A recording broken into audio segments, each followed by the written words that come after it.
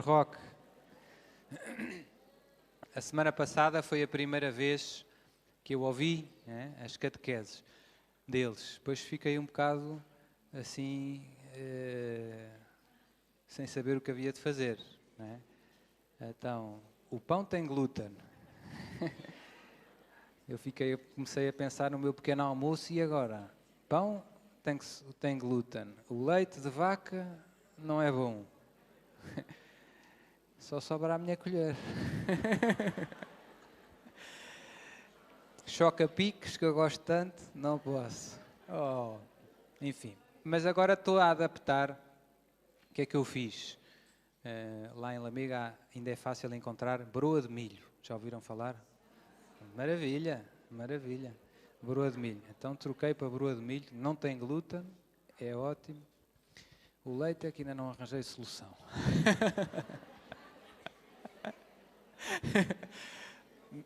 Nesquik, não se... leite de ovelha, aveia, é ótimo. Enfim, tem que ver.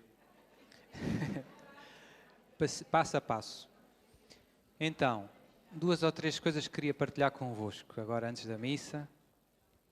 A primeira é, tudo isto que eles partilharam connosco é muito útil. Porquê? Porque Deus preocupa-se connosco, é como uma mãe. Preocupa-se com tudo o que tem a ver com os seus filhos. Das coisas mais pequeninas e insignificantes. Quando o filho vai para a escola, não se esquece de levar os termos e não sei o quê, e o casaco, e tem que ir bem apertado. A mãe preocupa-se com tudo. E Deus também se preocupa com tudo o que tem a ver com a nossa vida. Não é só com a questão espiritual, não é só a salvação da alma. O corpo também faz parte da nossa vida. E existe uma forte relação entre a saúde espiritual e a saúde física. Nos 2 sentidos. Às vezes há doenças espirituais, há pecados que fazem mal à saúde do corpo. E o Dr. Roque até contou aquela história daquela paciente que se foi confessar e depois da confissão a depressão já tinha quase que passado. Às vezes há pecados que temos que causam mal-estar ao corpo. E isto está no Evangelho, não sou eu, não é uma invenção nossa. Uma vez, aquela história do paralítico, não é? Perto da piscina, exato, a Betsabé. Eu queria ir quando a água se move, mas nunca chega a tempo. Jesus depois curou. Vai, toma a tua enxerga e não tornes a pecar, para que não te suceda nada de pior. Ou seja, aquela paralisia tinha uma causa espiritual. Uma vez ouvi um padre também partilhar que houve uma pessoa que estava doente de uma doença, que depois da confissão ficou curada. Há doenças que têm uma raiz espiritual. Às vezes é muito evidente. Eu falando com as pessoas que vêm, a história do perdão é sempre um problema muito grande. Injustiças que as pessoas viveram e que marcaram muito. E a pessoa amargurou, ficou com aquilo, ficou ali uma espécie de pedra no sapato, ou melhor, pedregulho no sapato. E os anos foram passando e faltava tudo, faltava alegria, faltava saúde. Uma vez um caso eu lembro-me de uma pessoa às vezes nestes casos, depois de perceber onde é que está o problema, eu peço-lhes a elas ajuda, quer dizer, peço que repitam comigo, porque é muito difícil às vezes perdoar. Pronto, as histórias são muito variadas, mas as mais frequentes são problemas na família, dentro da família, ou com pessoas perto da família, padrastos, madrastas, etc. Às vezes há coisas muito feias que acontecem, que não deviam acontecer e que marcam muito as pessoas. E então tento ajudar as pessoas a perdoar. E há casos em que as pessoas bloqueiam mesmo. Começam a chorar, não consigo perdoar. E é difícil. E então muitas vezes peço para repetirem. Olha, repita comigo. Querido Jesus, eu te peço que me ajudes a perdoar a não sei quem. Às vezes o máximo que eu consigo é que as pessoas, pelo menos, desejem conseguir perdoar. perdoar, bloqueiam, choram, não ficam ali. Mas com um bocadinho de esforço e sobretudo com a graça de Deus consegue-se. E elas próprias testemunham que é como se saísse, sei lá, uma tonelada de peso. Não é? É outra vida que começa. Até a cara delas é diferente. A cara delas fica diferente. Ficam outras. Não é? E por isso, entre a saúde espiritual e a saúde física existe uma grande relação. Quando nós nos afastamos de Deus, eu costumo dizer, o pecado faz pessimamente à saúde. Há pecados que é evidente, não é? Se uma pessoa não se controla, por exemplo, a beber, faz mal à saúde. O pecado faz mal a tudo. Faz mal à carteira também, gastamos dinheiro estupidamente, faz mal à família, faz mal ao trabalho, faz mal a tudo. É uma estupidez, mas mesmo assim nós lá caímos. Não é? Mas este foi só um exemplo. Há tantos outros vícios que fazem tão mal à saúde. O pecado é sempre algo de muito irracional. O mundo hoje tenta-nos convencer que o pecado até é uma boa escolha. Até é uma escolha possível. É uma má escolha de todos os pontos de vista. De todos os pontos de vista.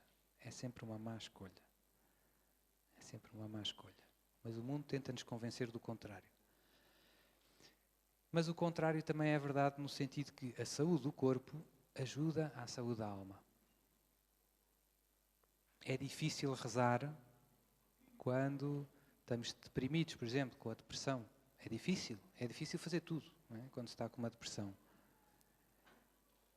Ou desnutridos, ou o que fosse, não é? Mal alimentados. E hoje em dia a vida não nos ajuda, porque a vida é uma correria.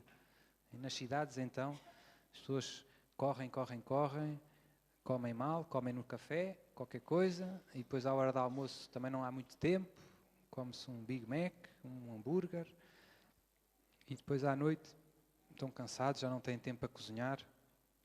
Então vivemos um bocado nesta história do descartável, é tudo de plástico, é tudo supermercado, tudo o mais rápido que conseguirmos.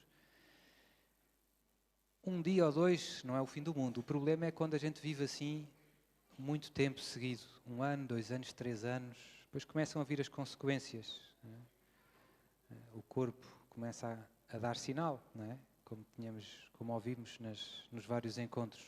O corpo dá sinal. Quando nós não comemos bem, quando nós não descansamos o que é preciso, eu também noto muito que há muitos problemas que surgem hoje por as pessoas não descansarem as 8 horas de sono que faz falta ao corpo. E depois faz mal. O sistema nervoso precisa de recuperar. Onde é que recupera? Quando nós dormimos. Perguntem aos médicos, não é assim. E depois, eu perco a paciência lá em casa. Tens dormido? Não, não tenho tempo. Não é? Como é que é possível ter paciência se não descansamos? É difícil. O meu parco lá quando era mais novo, dizia lá na paróquia: um homem cansado é um homem perigoso. É muito sábia esta frase. Por isso, tratar bem do corpo, da saúde do corpo, é algo que agrada muito a Deus. Tratar bem da saúde do corpo é algo que agrada muito a Deus. Porque eu sou também o meu corpo. Eu não sou só a minha alma. E o corpo, como nós já ouvimos, é templo do Espírito Santo. E se o corpo tiver são, estiver saudável, tudo fica mais fácil. Dito numa frase simples, se o corpo estiver saudável, é mais fácil amar a Deus e amar os irmãos. Se eu estiver doente, se tiver dor de cabeça, é mais difícil amar a Deus. E se o nosso objetivo, se a meta de toda a nossa vida é amar a Deus e amar os irmãos, tudo aquilo que me ajuda a amar mais a Deus interessa-me. Nomeadamente, o que eu dizia agora, não é? Cuidar da nossa saúde. Nosso Senhor Padre, não tenho tempo para fazer sopas, nem para ir para fazer ginástica. Mas se reparares, as pessoas que vivem sem parar e sem tratar bem do corpo, o que é que acontece? Daqui a 10 anos ou 20, quer gostem, quer não, vão ter que parar, porque vão ficar doentes e não vão conseguir fazer o que fazem agora. Nós às vezes só paramos quando o médico nos proíbe de ir trabalhar. Quando é preciso fazer quimioterapia, ou hemodiálise, ou... Às vezes só paramos aí, quando já está o sinal vermelho aceso. É pena nós só acordarmos tão tarde. Podíamos acordar antes. Podíamos pensar, vou viver de uma maneira mais saudável para depois não haver imprevistos e aflições desnecessárias. A mesma lógica se aplica à vida espiritual. Nós às vezes só rezamos quando troveja, não é? Só nos lembramos de Santa Bárbara quando há trovoadas. Isto acontece na nossa vida. A gente vai a Fátima acender velinhas quando, que o meu filho está doente. Aí é que a gente se lembra de rezar. É pena vivermos assim. Não é a maneira mais sábia de viver. Deus convida-nos a viver uma vida equilibrada, seja do ponto de vista espiritual, seja do ponto de vista físico. E está ligado, como eu dizia. Sr. Padre, então, e o jejum? Isso do jejum não faz mal à saúde? Nossa Senhora, ouvi dizer que Nossa Senhora pede para fazer jejum. E agora? Desembrulhe-se. Diga lá. Eu gosto de falar do jejum às vezes. Já algumas pessoas, se calhar, me ouviram falar. É verdade que os médicos não falam muito sobre o jejum, mas eu já descobri umas coisitas, mesmo do ponto de vista médico. Não é? Já partilhei com a doutora e tudo. O jejum, eu posso testemunhar de experiência própria que não faz mal à saúde. Essa ideia de que o jejum faz mal à saúde depende, não é? Como for feito. Não é? Mas eu comecei a jejuar, já lá vão para aí uns 20 anos, por causa das aparições de Nossa Senhora. Nossa Senhora, em várias aparições, pede para as pessoas fazerem jejum 2 dias por semana, noutras pede até 3 dias por semana. E eu e os meus pais lá em casa, houve uma fase em que nos entusiasmámos muito, começámos a fazer, e eu, graças a Deus, tenho feito. Já lá vão 20 anos. Não é? Uma pessoa depois habitua-se. Não é? E não estou como a cara, estou. É? E agora, há poucos anos, tive que fazer uns exames médicos. Não sou muito de ir ao médico, só vou ao médico quando estou doente, um bocado. Não é um grande exemplo, mas também sou novo ainda.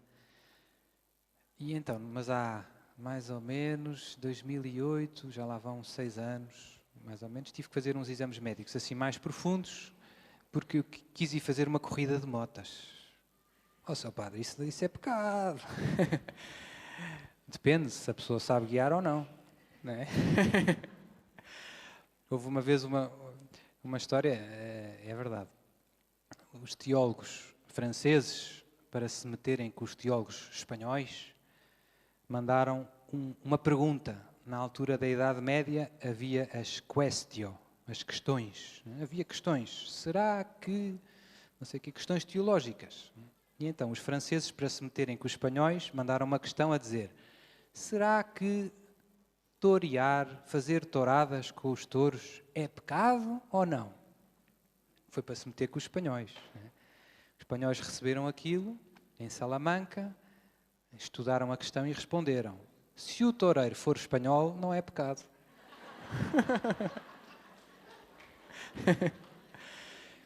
Ou seja, isto tem uma certa graça, mas tem um certo fundamento.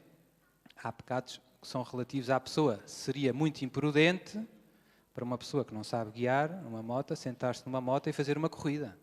Não é? Mas para um piloto de motas, não. Senhor Padre, quem é que se acha? Não, mas isto para dizer, pronto, fiz lá. E então tive que fazer vários exames médicos. Tenho uma tia minha que é médica também, aqui em Lisboa.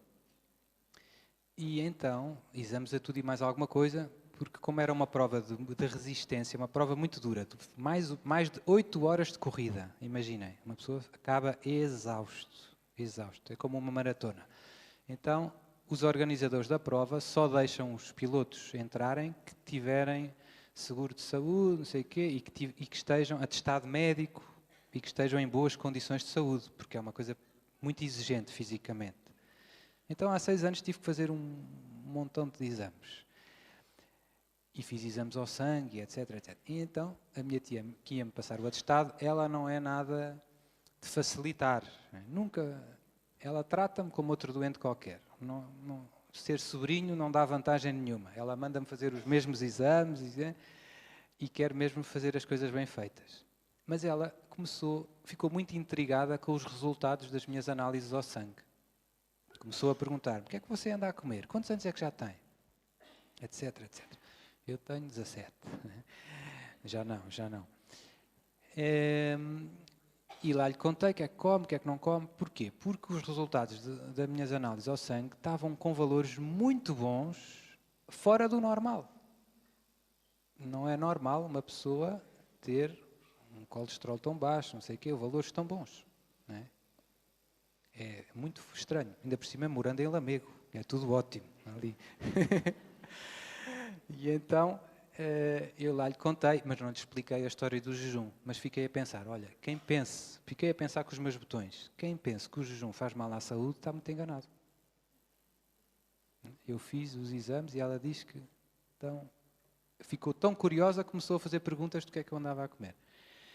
Depois descobri também, com a ajuda aqui de uns amigos meus de Lisboa, que estão em medicina, que, concretamente, em relação ao diabetes, o jejum ajuda a prevenir o diabetes. Porquê? Eu não sou médico, nem me quero meter nestas coisas, mas explico só o que eles me explicaram. Houve alguns estudiosos que perceberam que o nosso corpo, a insulina, nós produzimos insulina para as células poderem absorver o açúcar, certo? Se tivermos sempre a ingerir alimentos com açúcar, o que é que acontece? O corpo está sempre a produzir insulina. E temos sempre insulina ao pé das células. E se as células estiverem sempre com insulina à volta, habituam-se e tornam-se cada vez mais insensíveis à insulina. Já não reagem. Há sempre insulina, há sempre açúcar a circular no sangue. Então, estes estudiosos aconselhavam neste estudo, de vez em quando é bom jejuar. E o resultado do estudo, eu não sei se eles são católicos, era que era bom jejuar 2 vezes por semana. Pronto, achei curioso. Mas isto para mostrar como aquilo que o céu diz, às vezes nós achamos, isto é um dos pedidos de Nossa Senhora que nós menos fazemos. A Nossa Senhora pede para rezarmos o terço, o rosário, para nos confessarmos, para ler a Bíblia, para adorar o Santíssimo. Até aí tudo bem. Para jejuar, só padre, não me venha com essa história. Não estamos para aí virados. E aqui é que eu queria chegar. Porquê é que será que a nossa reação é esta? Porquê é que será esta grande aversão ao jejum? Se o jejum é uma coisa boa, se Jesus jejuou, Jesus falou do jejum. Primeiro deu ele exemplo. Jejuou 40 dias no deserto e depois foi tentado e venceu as tentações. Já nos está a ensinar uma coisa, que para vencer as tentações é preciso jejuar. Uma vez os discípulos tentaram libertar uma pessoa com os exorcismos e não conseguiram. Foram ter com Jesus. Jesus libertou. E depois perguntaram: Mestre, porquê é que nós não fomos capazes? E Jesus respondeu: esta raça de demónios só sai com oração e... E um dia vieram ter com Jesus e perguntaram: porquê é que tu e os teus discípulos não jejuam e os discípulos de João Batista jejuam? E Jesus disse: podem os amigos do esposo jejuar enquanto o esposo está com eles? Não. Mas dias virão em que jejuarão. É agora. Não. Portanto, Jesus falou, e no discurso da montanha também, quando deres a esmola, não sei, quando jejuares, não faças cara para mostrar aos homens que jejuam. Portanto, Jesus fala do jejum várias vezes, faz catequese sobre o jejum. E parte do princípio que os seus discípulos vão jejuar. Uma das coisas que os cristãos do Oriente ortodoxos têm contra nós, mais ocidentais, mais romanos, é que nós abandonamos o jejum. Eles aí têm razão. Eles dizem: vocês abandonaram o jejum. Não fazem mais. Eles mantiveram esta tradição. Os primeiros cristãos, isto é uma curiosidade, mas é interessante, os primeiros cristãos jejuavam 2 dias por semana, à quarta-feira e à sexta-feira. Como é que sabe, Sr. Padre?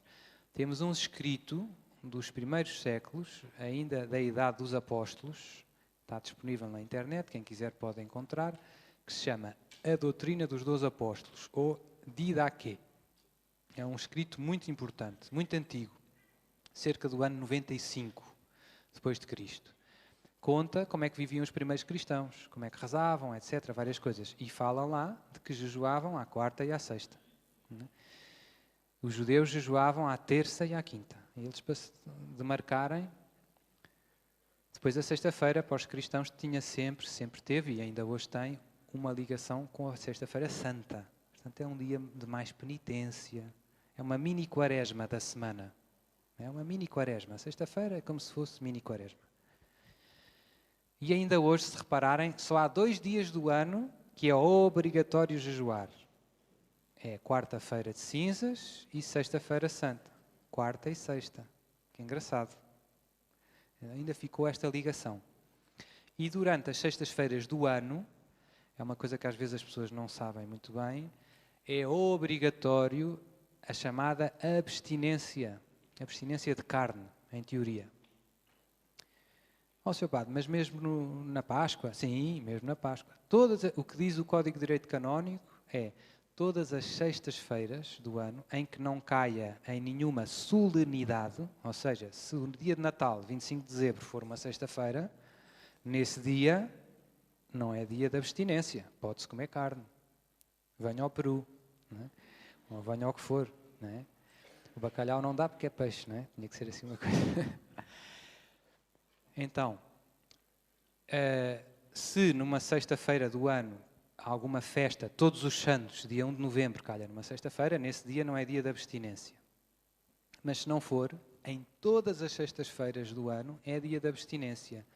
E nós estamos obrigados a cumprir esse preceito. É uma dos mandamentos da Igreja. E se eu não fizer, olha, desobedeço, devia-me confessar, devia. Não vivi a abstinência nas sextas-feiras. Mas eu gosto imenso de peixe. Por isso, a Igreja ensina que a abstinência das sextas-feiras de carne pode-se mudar por outra obra de penitência. Porquê? Porque nos nossos dias, não comer carne não custa assim muito. A carne é normal, não é? Às vezes até é mais caro um bom peixe do que carne. E por isso, isso deixou de ser um sacrifício. Já não é um grande sacrifício, não é? E por isso a Igreja, que quer que se mantenha o espírito da abstinência, diz que nós podemos trocar livremente essa abstinência de carne por outro tipo de sacrifício. Vou-me abster de, não sei, ver televisão à sexta-feira. Esse é bem melhor que não comer carne. Não é? Esse era ótimo. Não é? Vou-me abster de ver os morangos com açúcar. Isso é que era. Isso não é só à sexta, é todos os dias. Isso é veneno. Isso não é carne, é veneno. Então, pode-se mudar. Ou por outro alimento, ou por outra obra. Não é? Vou rezar mais, vou fazer a via sacra. Em vez de abster de carne, vou fazer a via sacra. Ótimo. Quem faz isso cumpre o preceito da abstinência nas sextas-feiras. Cumpre. E agora vem a grande questão. Sr. Padre, mas o que é que me dá o jejum? O que é que eu ganho com isso? Como dizem os ingleses, what's the point? Para que é que serve? Na tradição bíblica, no Antigo Testamento, no Novo Testamento, é uma obra de penitência. A palavra penitência literalmente significa conversão. Às vezes nós achamos que penitência é sofrer, doer. Penitência é mudar de vida, mudar de maneira de pensar e de maneira de viver, de maneira de decidir. Mudar de rumo. Nós imaginem um barco, vai na direção de Cacilhas e vira para a Almada. Houve ali uma penitência, houve ali uma conversão, houve ali uma mudança de rumo. As obras de penitência ajudam-nos a mudar de rumo na nossa vida. As obras de penitência são uma espécie de ginástica espiritual. Ajudam-me a mudar de maneira de viver, de pensar, de amar. E o que é que o jejum tem a ver com isso? Tudo. Já vou explicar. Como é que eu mudo graças ao jejum? Nós temos várias, digamos assim, várias inclinações naturais, vários instintos. Uma delas, uma das mais fortes no nosso coração, é o instinto de conservar a vida. Nós temos fome, sede, né? E queremos defender-nos, queremos abrigo, etc. É natural, não é? E este instinto é forte. É forte porque imaginem que se nós não tínhamos fome, morríamos. Era muito fácil ficar doente. Se nós não tivéssemos fome nem sede, era muito fácil, a gente esquecia-se com as coisas que temos para fazer, Facebook, Twitter, WhatsApp, esquecíamos de beber água. Não é? Isto é para os mais novos, mas pronto.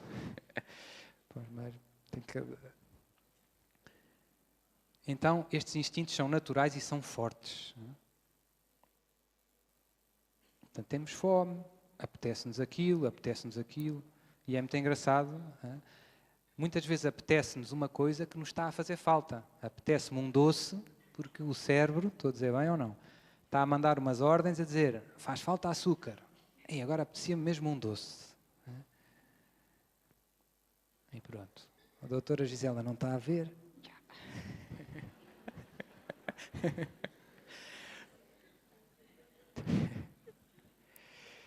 Portanto, o corpo está feito para isso, pede alimento. O corpo pede alimento, naturalmente, e bebida, etc. Mas é muito importante que o Senhor do nosso corpo sejamos nós. Porquê? Porque o corpo pede uma coisa, mas eu preciso de pensar um pouquinho e perceber. Mas agora, eu preciso disto, preciso de comer mais esta quarta tigela de mousse, ou não? Ou chegam 3? Eu gosto de mousse, por acaso. Portanto, o exemplo não foi por acaso. Minha mãe faz uma mousse muito boa, com muitas claras. Então, não é muito forte, dá para comer muito. Muito boa. Não tem glúten. E tem ovos. Ovos cheios de proteínas que nos fazem bem. Nós somos um animal racional. Deus deu-nos a cabeça para nós a usarmos. Não é? E temos que ver se aquilo que devíamos, não é? Como São Paulo diz, tudo me é permitido, mas nem tudo me convém. Oh, só padre, mas apetece tanto. Pois, mas às vezes não é bom. Às vezes apetece muito, mas não me convém. É que apetece imenso, Senhor Padre. Pois, mas não me convém. Então, muitas vezes em nós experimentamos esta luta. Estou a dizer alguma coisa que não é verdade? É uma luta. Eu não devo comer isto, o médico já me disse 3 vezes. Mas apetece tanto. Pronto, hoje é Natal, vá lá, ninguém vê. E muitas vezes o nosso corpo acaba por vencer. Nós deixamos-nos conduzir pelo que nos apetece e não tanto por o que nos convém.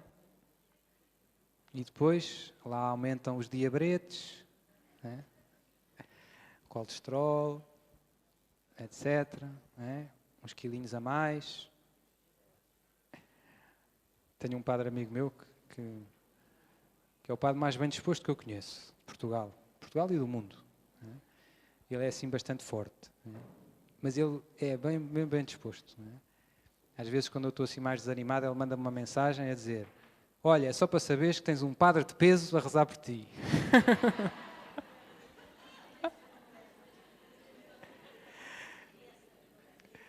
E ele brinca, diz que quando vai à farmácia e vai-se pesar lá naquelas balanças, que há sempre uma balança nas farmácias, não é? Põe-se uma moeda, põe-se lá em cima e que a balança diz assim, 1 de cada vez.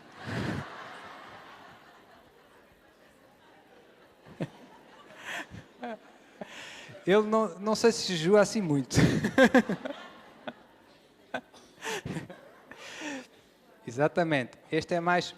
O jejum tem tantas coisas, peso mais normal, sai muito barato jejuar. Não sei se já deram por isso. É baratíssimo. Não dá muito trabalho, sobra mais tempo para rezar, etc, etc. Pronto, mas voltando atrás, experimentamos tantas vezes em nós esta tensão entre o que me apetece e o que me convém verdadeiramente. O médico disse para eu comer isto, para beber isto, para fazer aquilo, mas eu apetece-me uma Coca-Colazinha, umas batatas fritas, não é? E por aí afora. E pronto, então existe esta luta. E quando quando o corpo vence, não é? Quando eu me deixo arrastar pelo que apetece, acontece uma coisa à nossa alma. A nossa alma, no fundo, fica escrava, fica escravizada pelos nossos apetites. O corpo é que manda em nós. Não temos domínio sobre nós próprios. Caímos nos vícios, neste concretamente na gula. Não é? Os vícios escravizam-nos. E é uma experiência de perda de liberdade e de capacidade de amar. O corpo manda em mim. E isto é uma tentação que todos temos, a não ser que estejamos muito doentes. É raro alguém não gostar de alguma coisa. Não é? É impossível, só se estiver doente. E por isso todos temos que lutar e fazer este esforço para dizer ao corpo, calma aí, quem manda aqui sou eu. Não é? Querias isso? Pronto, agora não. Daqui a bocado. E este exercício é muito importante. Na nossa sociedade, nada ajuda a isto. Nós vivemos num mundo em que toda a gente faz o que lhe apetece, desde criança. E então, em geral, eu noto que as pessoas têm pouco autodomínio. Neste caso, do ponto de vista cristão, chama-se a temperança, a virtude da temperança. A virtude da temperança é a virtude que nos ajuda a escolher sempre aquilo que me mais convém. O que é uma pessoa temperante? É a pessoa que consegue, em cada circunstância, escolher aquilo que verdadeiramente lhe convém. E o que é uma pessoa gulosa? É uma pessoa que se deixa guiar pelo que o corpo pede. Pede isto, dá aquilo. O corpo é que decide. Então existe esta luta. E de onde é que vem esta luta? Da história do pecado original. Antes do pecado original, o corpo pedia exatamente o que me convinha. Era lindo. Ó seu padre, isso é lindo. Nos novos céus e na nova terra. Vai-nos apetecer a água que nos convém, vai-nos apetecer tudo o que nos convém. Não havia desordem. A desordem, a tensão, é uma consequência do pecado. E agora a tendência natural é o corpo pede mais do que o que é preciso. E isso implica que é preciso dizer ao corpo que não. E o jejum? O jejum entra exatamente nesta batalha que todos temos que fazer. O jejum é uma ginástica, como eu já disse, que nos ajuda a dizer ao corpo que quem manda aqui sou eu. Agora vou fazer o que eu quero e não o que tu queres, corpo. E, portanto, um dos frutos, o fruto mais imediato do jejum é um crescer neste domínio de si mesmo. Domínio de si mesmo. Portanto, na virtude da temperança ou da sobriedade. No Novo Testamento, normalmente, está escrito sobriedade. São Pedro, sede sóbrios. Vigiai. Além disto, na tradição bíblica, se repararem, o jejum muitas vezes é posto ao lado da oração. Oração. Esta raça de demónios só sai com oração e jejum. Antes de não sei o quê, ele orou e jejuou a Deus. No Antigo Testamento temos várias passagens também. O jejum e a oração combinam bem. É como o chocolate com as avalanches. Combinam bem. Porquê? Tem uma razão mais espiritual. A razão, o valor humano do jejum, isto vale para qualquer homem que tenha razão, é um exercício de autodomínio sobre os nossos instintos. E interessa a toda a gente. Porque controlar-nos mais é melhor para viver melhor. Não é? Ó, seu padre, se eu me controlasse, eu às vezes não me controlo lá em casa. A minha mulher começa a dizer umas coisas e eu... O jejum vai ajudar. O jejum.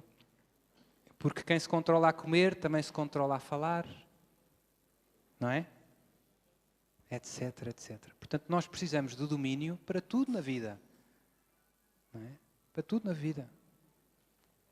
Temos que nos controlar. Não podemos deixar o corpo mandar em nós.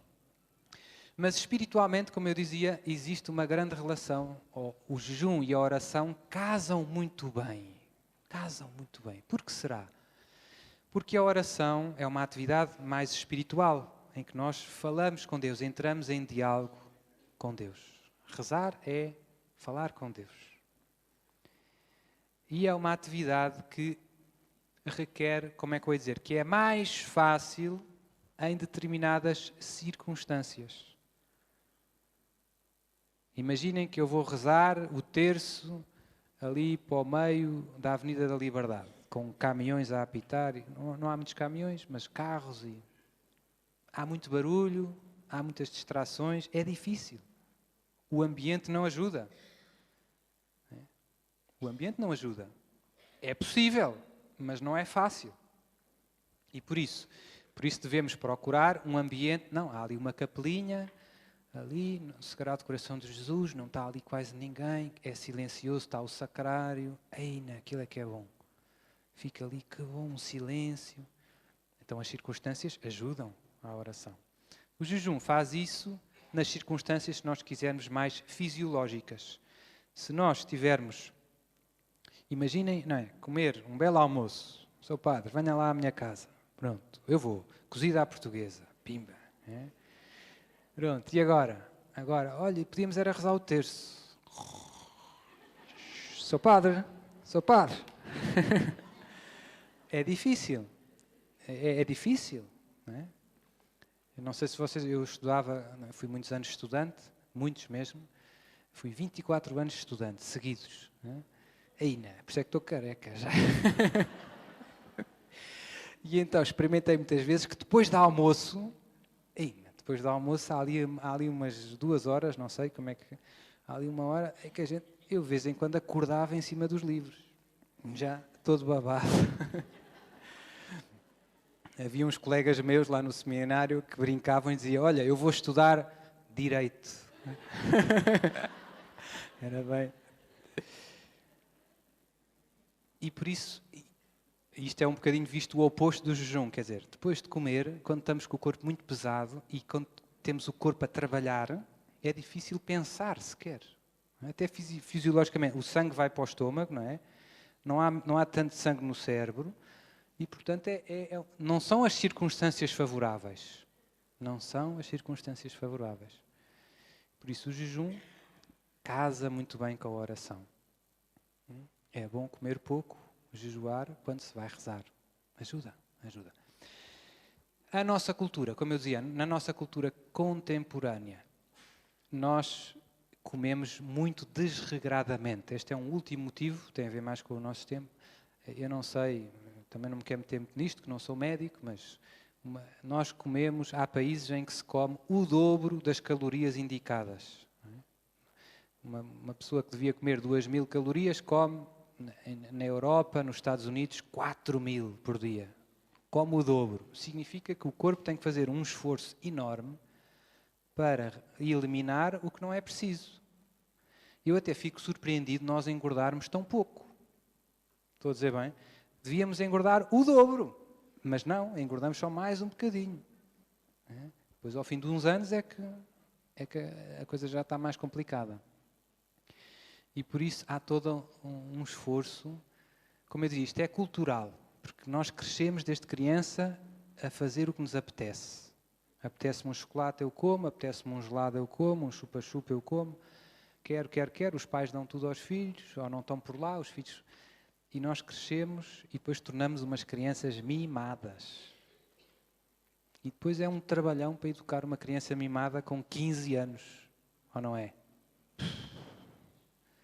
E com 20, e com 30, igual. Não é? Então o problema vem de trás. Não é por acaso que Nossa Senhora, em todas as aparições, insiste no jejum. Fala do jejum como um caminho de libertação. Libertação, como eu dizia, dos vícios, da gula, dos maus instintos.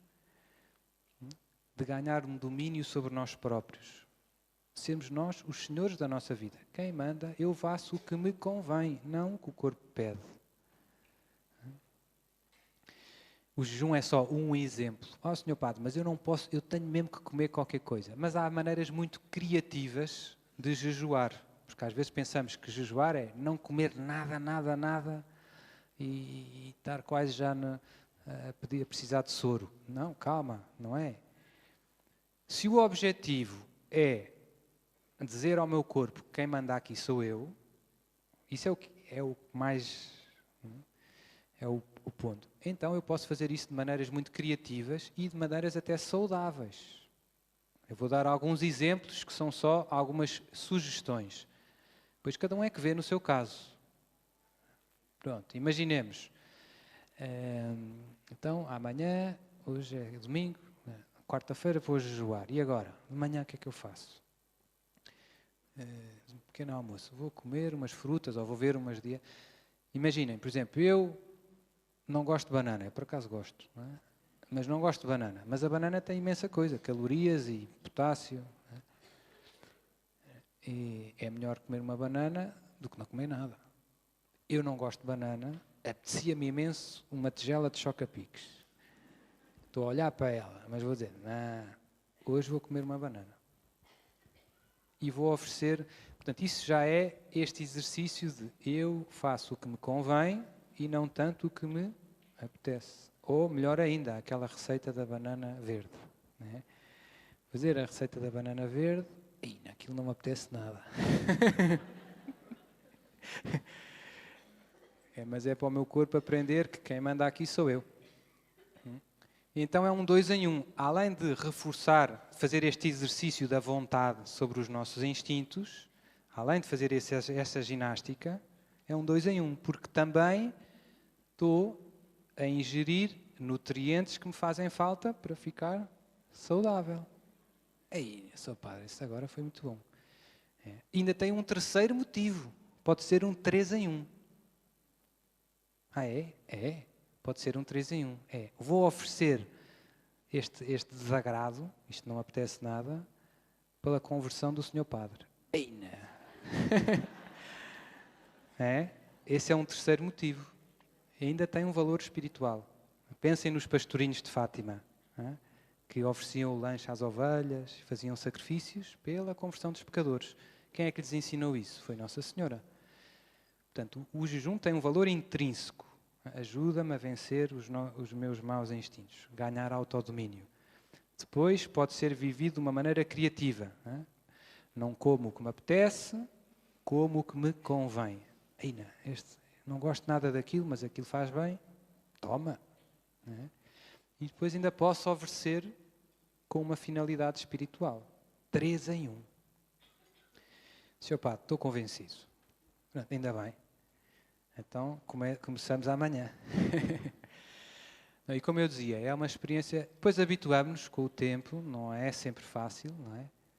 Mas é bom e quando nos sentimos bem, tudo fica mais fácil. E como eu dizia, e o domínio que ganhamos sobre nós próprios, com o jejum, aplica-se a tanta coisa na nossa vida. À questão da paciência. Porquê é que nos falta a paciência? Porque nos falta autodomínio. Se jejuares, vais conseguir controlar-te melhor. Como eu dizia, está tudo interligado. Como é que estamos? Estamos bem? Então, queria dizer mais uma coisa, agora mudando um pouco de tema. Hoje é um dia especial. Já sabemos, é a festa de Cristo Rei. Pronto, que é uma grande festa na igreja. Mas hoje há 37 anos aconteceu uma coisa muito especial. E é um bocado por causa disso que estamos aqui hoje. O padre Jonas Habib, há 37 anos, faz hoje 37 anos, propôs a um grupo de jovens oferecer 1 ano da vida deles para Jesus. E há 37 anos nasceu a Canção Nova.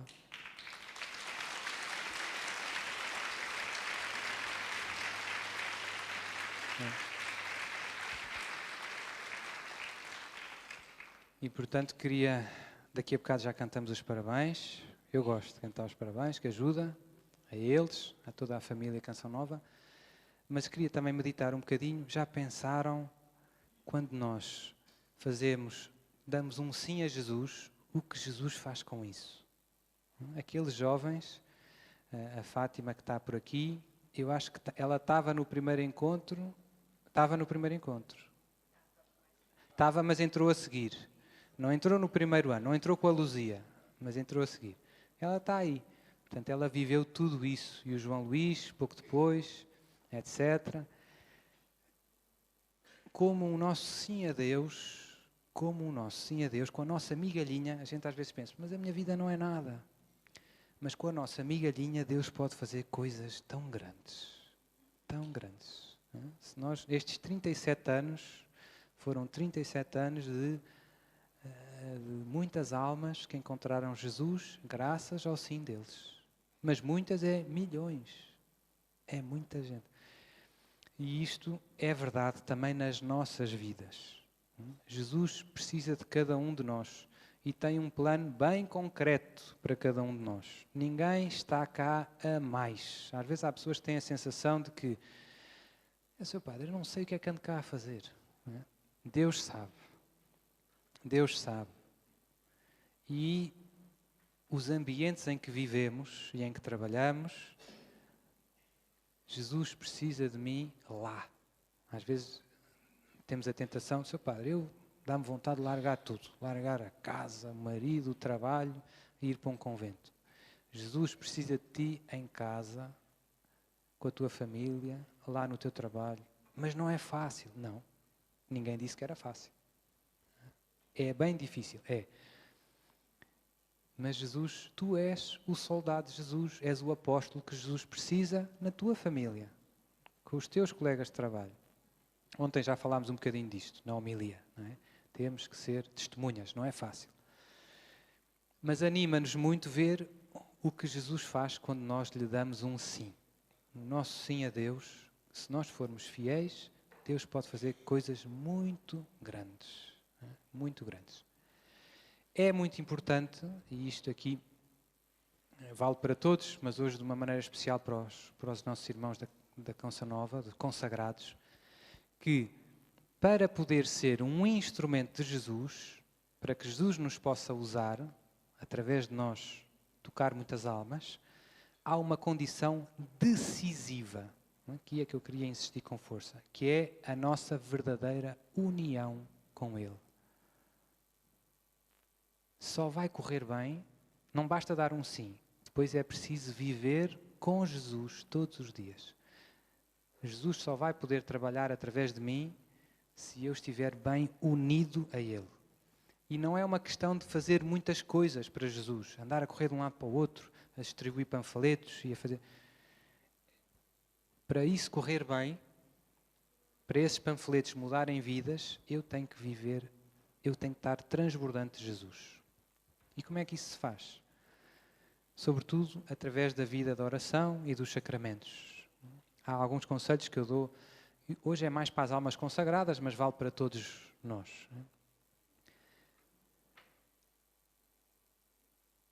O cura d'Ars, o São Cura d'Ars, São João Maria Vianney, dizia que o demónio não precisa de tentar muito quem vive em pecado. Quem vive em pecado grave já está na autoestrada para o inferno. Esses estão no papo, não é? Quem é que o demónio vai tentar atacar? As almas que querem servir a Deus. E quanto mais querer, este que eu dizia há pouco, o nosso sim, não é? Perguntem ao padre Jonas Habib se a vida dele é fácil. E aos membros da Canção Nova e a qualquer consagrado que lute pela salvação das almas. Não, é uma luta feroz. Mas eu posso animar, digo, mas isso é bom sinal. É sinal que estamos a querer servir a Deus. Se o demónio estivesse contente connosco, cuidado. Não é? Portanto, vai haver luta intensa. Quem quer servir a Deus, quem quer ajudar os outros a ir para o céu, vai haver luta. Mas é bom sinal. É sinal que estamos na estrada do céu. Não é? Para vencer nessa luta e, sobretudo, para Deus nos poder usar como instrumentos, o fator decisivo é viver unido a Jesus, viver na graça de Deus, viver transbordante de Deus. Essa graça recebemos nos sacramentos, sobretudo na Eucaristia, na comunhão, na confissão, na oração, na palavra. Vou dar alguns conceitos que eu gosto de dar muito. Isto é muito mais para os consagrados, para os padres, para as freiras, mas vale para todos. Mas é muito, vocês vão ficar um bocado assustados. Mas eu acho que para um consagrado é o mínimo para se aguentar em pé. Confissão todas as semanas. Para as pessoas eu costumo dizer todos os meses, mas para um consagrado, para um padre, para uma freira, para um membro de uma comunidade, todas as semanas. Porquê? A confissão, além de lava a nossa alma, limpa-nos, nós tomamos banho, lavamos o cabelo e os dentes, graças a Deus. Não é? A alma precisa de cuidado. Além disso, a confissão ajuda-nos a estarmos continuamente a arrepender-nos dos nossos pecados. E isso ajuda a manter o nosso zelo bem aceso, o zelo pela salvação das almas. O mais triste que pode acontecer a um padre, a um missionário, a uma irmã consagrada, é perder o zelo pela salvação das almas. Tanto se lhe dá como se lhe deu. Que as pessoas se confessem, que vão para o céu, que não vão. Não quero saber, não estou nem aí. Se isso acontece num consagrado, é o maior desastre. É o maior desastre. E o demónio sabe, e por isso ataca muito os consagrados. Ataca. Porque ele sabe que o sim deles leva muitas almas para o céu. Então vai mandar uns tiros ali no porta-aviões. Para ver se manda ao fundo. E como é que são os tiros? Os tiros, normalmente, eu falo da minha experiência, é pôr-nos a fazer 1000 coisas boas. 1000 coisas, correr de um lado para o outro, não sei o quê, vou fazer o quê. E depois temos pouco cuidado com a nossa saúde espiritual, com a nossa união com Jesus. Com bons motivos, hoje não deu para confessar, porque fui fazer um retiro não sei aonde. Estou a falar contra mim, né? Hoje não rezei todos os terços, porque já não deu, porque fui ajudar uma senhora que precisava de atravessar a estrada. Hoje fui... O demónio arranja 1001 tentações, bem bonitinhas, para alguém que gosta de Deus, não é? E nós cansamos-nos a fazer, e fazemos muita coisa que Deus não quer que nós façamos. Coisas boas, não é? Estou a dizer retiros, e telefonar, e ajudar, e atender pessoas... Mas falhamos em coisas essenciais. Rezar, confessar, missa. O centro da vida de um cristão é a missa. Mas num consagrado, então, quer dizer, é impensável um consagrado passar um dia sem comungar. Impensável. Infelizmente acontece. Coisas tristes, não é? Vou de férias... Não há missa. Não percebeste que sem a missa não consegues viver unido a Jesus. A missa é o nosso oxigênio. É tudo. É Jesus vivo. Portanto, isto é muito importante na vida de um consagrado. Estas coisas são mesmo o chão. Se falha o chão, cai a casa. Depois, outros conselhos que eu dou muito, os consagrados, isto é mais para as irmãs e para os padres, os que são, digamos assim, religiosos, têm a obrigação de usar o hábito. O hábito, Sr. Padre, o hábito não faz o monge. Não faz o monge, mas ajuda muito. Ajuda. Porque se eu tirar o hábito, não me comporto da mesma maneira. Nem vocês, quando me encontram. Não é? E o mesmo vale para as irmãs. etc, etc. Portanto, o hábito ajuda muito, ajuda-nos a mantermos fervorosos. Não é? E se o nosso objetivo é ser testemunhos de Jesus, quer que as pessoas vão na rua e se lembrem de Deus, isto aqui vê-se quase na outra banda, em Cacilhas, não é? Isso era um padre amigo meu italiano que dizia: sabes porque é que eu gosto de andar de batina? Porque se vê que sou padre de longe.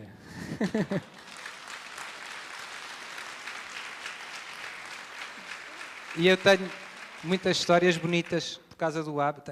Está sempre a acontecer. Às vezes estou no meio do aeroporto, no outro dia vem um homem a correr lá do fundo. Padre, padre, padre. Uma vergonha, tudo a olhar. Tudo a olhar e depois o senhor vinha a falar espanhol. Padre, usted habla espanhol? Posso-me confessar? Pode. Ei, o homem ficou radiante. Não é? Pronto.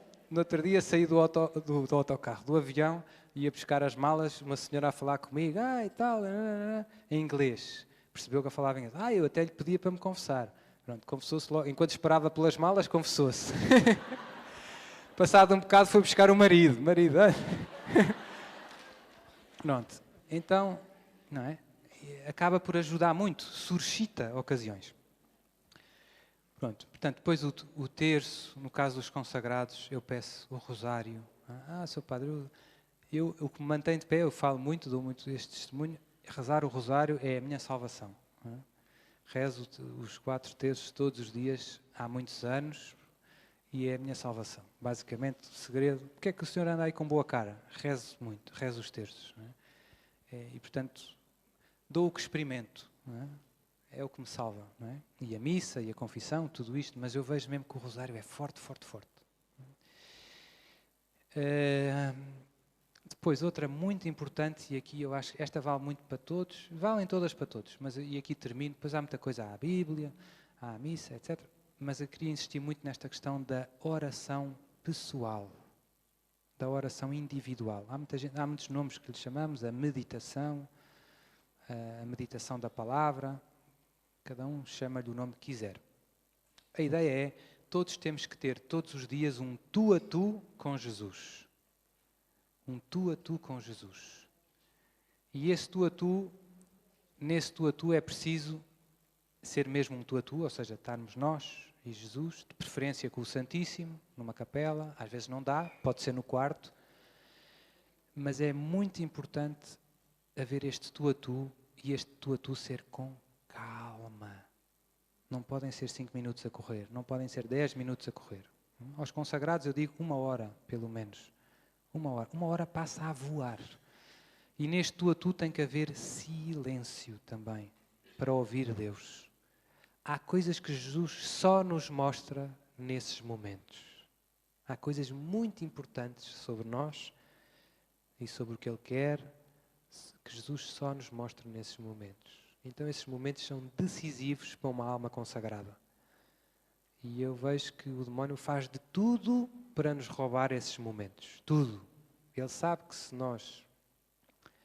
Eu até vou à missa, eu até rezo o terço com os irmãos, mas se não há aquele tu a tu de intimidade com Jesus, a nossa relação esfria, começa a arrefecer, eu deixo de ouvir a voz de Deus e depois parece uma galinha tonta. Corro, com boas intenções, mas já pouca coisa acontece, porque já não sou um instrumento nas mãos de Deus. E Jesus disse tudo isto. Eu vou resumir todo este ensinamento no Evangelho de São João. Jesus diz: eu sou a videira, vós sois os ramos. Sem mim, nada podeis fazer. Então cantamos os parabéns à canção nova, com muita alegria. Eu não posso entoar, porque eu sou um